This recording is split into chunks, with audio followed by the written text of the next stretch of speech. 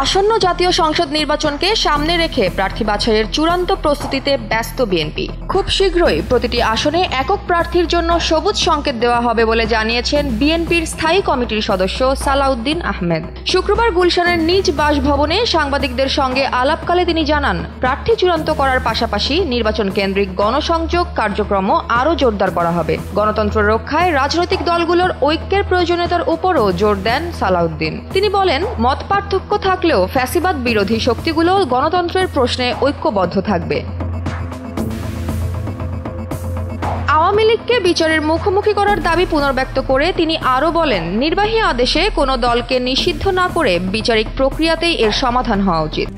RICL TMX, যুগের পর যুগ স্থাপনা থাকে মজবুত।